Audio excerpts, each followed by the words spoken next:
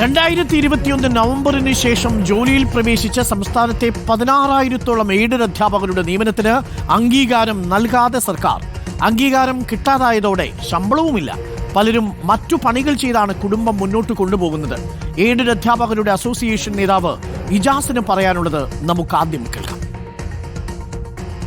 2021 November മാസത്തിന് ശേഷം ജോലിയിൽ പ്രവേശിച്ച എയ്ഡഡ് സ്കൂളിലെ അധ്യാപകരുടെ അവസ്ഥ വളരെ ദയനീയമാണ്. അവർക്ക് ശരിയായ രൂപത്തിൽ ശമ്പളം ലഭിക്കുന്നില്ല. പലപ്പോഴും മാസം മുഴുവൻ ജോലി ചെയ്യേണ്ട അധ്യാപകർക്ക് ഗവൺമെൻറ്റിൻ്റെ അടിസ്ഥാനത്തിൽ പ്രവൃത്തി ദിനമായി കണക്കാക്കുന്ന ദിവസം മാത്രമേ ശമ്പളം ലഭിക്കുന്നുള്ളൂ. അത് പലപ്പോഴും 15,000 മുതൽ 20,000-ൽ താഴെ മാത്രമേ നമുക്ക് ലഭിക്കുന്നുള്ളൂ. പലർക്കും ചില സാങ്കേതിക കാരണങ്ങൾ പറഞ്ഞ് ഈ ഡെയിലി വേജ് വരെ വൈകിപ്പിക്കുകയും അതുപോലെ തന്നെ അത് കിട്ടാത്ത സ്ഥിതിയുണ്ട്.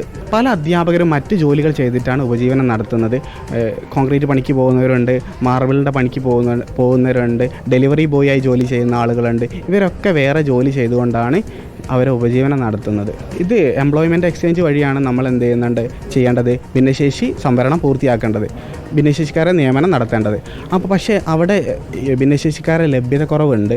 അവിടെ ഞങ്ങളെ കയ്യിലുള്ള കണക്ക് പ്രകാരം 500-ൽ താഴെ അധ്യാപക ജോലിക്ക് യോഗ്യരായിട്ടുള്ള ഭിന്നശേഷി അധ്യാപകരുള്ളൂ. പക്ഷേ 3,000-ലധികം പോസ്റ്റുകൾ ഒഴിച്ചിട്ടിട്ടുണ്ട്. പക്ഷേ എംപ്ലോയ്മെൻറ്റ് എക്സ്ചേഞ്ചിൽ നിന്ന് ഭയങ്കര ഡിലേ ആയിട്ടാണ് നമുക്ക് ഭിന്നശേഷിക്കാരായ അധ്യാപകരുടെ ലിസ്റ്റ് കിട്ടുന്നത്. അതിനൊക്കെ ഒരു ലിസ്റ്റ് കിട്ടാൻ വേണ്ടിയിട്ട് ഏകദേശം 1 വർഷത്തിലധികം എടുക്കുന്നുണ്ട്. ഈ ലിസ്റ്റിലുള്ള അധ്യാപകർ മറ്റ് സ്കൂളുകളിൽ ജോയിൻ ചെയ്ത അധ്യാപകർ കൂടിയാണ്. അപ്പോൾ അത് നമ്മൾ അവിടുന്ന് ചോദിക്കുന്ന സമയത്ത് എംപ്ലോയ്മെൻറ്റ് എക്സ്ചേഞ്ചിൽ പറയുന്ന സമയത്ത് അവർ പറയുന്നത് അവരിവിടെ അറിയിക്കുന്നില്ല, അതുകൊണ്ടാണ് ഇങ്ങനെ ലിസ്റ്റ് വരുന്നത് എന്നുള്ളതാണ്. ഈ യോഗ്യരായിട്ടുള്ള എല്ലാ ഭിന്നശേഷിക്കാരായ അധ്യാപകർക്കും അവർ പരിഗണിക്കപ്പെടണം, അവർക്ക് ജോലി കൊടുക്കണം, അത് വേഗത്തിലാക്കണം. അതുപോലെ തന്നെ ഈ റോസ്റ്ററും റിക്വസിഷനും കൊടുത്ത് ഈ പോസ്റ്റ് ഒഴിച്ചിട്ടുള്ള സ്കൂളിലെ മുഴുവൻ അധ്യാപകർക്കും സ്ഥിര നിയമനം കൊടുക്കണം. നമുക്കൊപ്പം നമ്മളുടെ റിപ്പോർട്ടർമാർ തത്സമയം ചേരുന്നുണ്ട്. സാനിയ മനോമി, അലി അക്ബർ ഷാ, മുബഷിപ്പി അക്ബർ, റഹീസ് റഷീദ് എന്നിവരാണ് തത്സമയം നമുക്കൊപ്പം ചേരുന്നത്. നിയമനം കാത്ത് 16,000-ഓളം അധ്യാപകരാണ് എയ്ഡഡ് സ്കൂളുകളിൽ ഉള്ളത്. ഇവർ പലപ്പോഴും ഇവർക്ക് ദിവസവേതനം പോലും കിട്ടാത്ത സാഹചര്യത്തിൽ മറ്റു പണികളെടുത്ത് ജീവിക്കുന്ന മനുഷ്യരുണ്ട്. ആദ്യം സാനിയ മനോമി നമുക്കൊപ്പം ചേരും. സാനിയോ good morning, Rahees good morning, Ali Akbar Shah good morning, Mubashir good morning. അപ്പോൾ നമുക്ക് ആദ്യം സാനിയയിലേക്ക് ഒന്ന് പോകാം. സാനിയോ, എത്രമാത്രം ദുരിതമാണ് ഈ നിയമനം കാത്തിരിക്കുന്ന എയ്ഡഡ് അധ്യാപകരുടെ അവസ്ഥ? അതായത് അരുൺകുമാർ, നമ്മൾ നേരിട്ട് കണ്ട ഒരു ദുരിതം കൂടിയാണ് ഇത് എന്നുള്ളതാണ്. 16,000 അധ്യാപകരാണ് ഇപ്പോൾ ശമ്പളം കിട്ടാതെ ഇങ്ങനെ വളരെയധികം ബുദ്ധിമുട്ടുന്നത്. അതിലൊരു അധ്യാപകൻ വൈകുന്നേരം ഡെലിവറി ബോയ് ആയി ജോലി ചെയ്തൊക്കെ കുടുംബം പോറ്റുന്ന സാഹചര്യമാണുള്ളത്. കാരണം ഇവർക്ക് തുച്ഛമായ ശമ്പളമാണ് ലഭിക്കുന്നത്, അത് തന്നെ കിട്ടുന്നില്ല. ചിലർക്കാകട്ടെ ദിവസവേതനം കിട്ടുന്നുണ്ടെങ്കിലും അത് 20 ദിവസത്തെയൊക്കെ വേതനമാണ്. ദിവസവേതനത്തിൻ്റെ കുറവൊക്കെ നമുക്കറിയാവുന്നതാണ്. അപ്പോൾ അത്രയും വലിയ ബുദ്ധിമുട്ട് അനുഭവിക്കുന്ന ഒരു സാഹചര്യത്തിലാണുള്ളത്. ഈ മുൻകാല പ്രാബല്യത്തോടെ ഭിന്നശേഷി നിയമനത്തിന് യോഗ്യരായ ഉദ്യോഗസ്ഥരെ കിട്ടാനില്ല എന്നാണ് മാനേജ്മെൻറ്റുകൾ പറയുന്നത്. 4% ഭിന്നശേഷി സംവരണമെന്ന സുപ്രീം കോടതി വിധി നടപ്പാക്കുന്ന സ്കൂളുകളിലെ അധ്യാപകർക്ക് മാത്രമാണ് സ്ഥിര നിയമനമെന്ന് സർക്കാർ പറയുന്നു. പക്ഷേ അതിന് വേണ്ടത് 3,000-ഓളം തസ്തികകൾ ഇങ്ങനെ മാനേജർമാർ ഒഴിച്ചിട്ടുണ്ട് എന്നാണ് ഉദ്യോഗാർത്ഥികൾ തന്നെ പറയുന്നത്. പക്ഷേ സംസ്ഥാനത്ത് ഇതിന് യോഗ്യരായ 500-ൽ താഴെ ഭിന്നശേഷിക്കാരായ അധ്യാപകർ മാത്രമേ ഉള്ളൂ.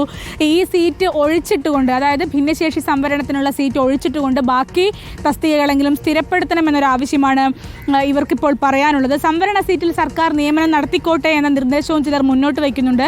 പക്ഷേ സർക്കാർ അതിനൊന്നും തയ്യാറാവാത്തതിനുള്ള പ്രധാന കാരണം ഈ 16,000-ഓളം അധ്യാപകരെ സ്ഥിരപ്പെടുത്തുമ്പോൾ അവർക്കുള്ള ശമ്പളം അതുപോലെ മറ്റ് ആനുകൂല്യങ്ങളൊക്കെ കൊടുക്കേണ്ടി വരുന്നത് വലിയ സാമ്പത്തിക ബാധ്യതയായി മാറുന്നുണ്ടാകാം എന്നുള്ള ഒരു തീരുമാനത്തിന് പുറത്തായിരിക്കാം സംസ്ഥാന സർക്കാർ ഒരുപക്ഷെ ഇത് നടത്താത്തത് എന്നുള്ളതാണ്. കോടതി വിധി വരാനുണ്ട്, അതനുസരിച്ച് മാത്രമേ തീരുമാനവുമായി മുന്നോട്ട് പോകാനാകൂ എന്നാണ് സംസ്ഥാന സർക്കാർ ഇപ്പോൾ പറയുന്നത്. പക്ഷേ ഈ കോടതി വിധിയെ ഇവരിങ്ങനെ കാത്തിരിക്കാൻ തുടങ്ങിയിട്ട് വർഷങ്ങളായി എന്നുള്ളതാണ്. അതായത് 2021 നവംബറിന് ശേഷം 4 വർഷമൊക്കെയായി പ്രവേശിച്ച അധ്യാപകരുണ്ട്. നേരത്തെ നമുക്കറിയാം, ഇവിടെ ഒരു അലീന ബെന്നി എന്ന് പറയുന്ന അധ്യാപിക ആത്മഹത്യ ചെയ്ത സാഹചര്യങ്ങളൊക്കെ നമ്മുടെ മുൻപിലുണ്ട്.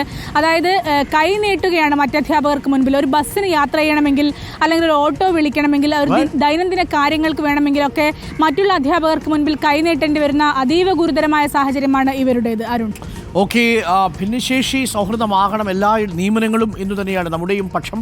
പക്ഷേ ആവശ്യത്തിന് ഭിന്നശേഷി ഉദ്യോഗാർത്ഥികൾ ഇല്ലാതെ വരുന്ന സാഹചര്യത്തിൽ എന്ത് ചെയ്യുമെന്നൊരു ചോദ്യവും പ്രസക്തമാണ്. ഇനി ഭിന്നശേഷി ഉദ്യോഗാർത്ഥികൾ ഉണ്ടെങ്കിൽ പോലും മാനേജ്മെൻറ്റുകൾ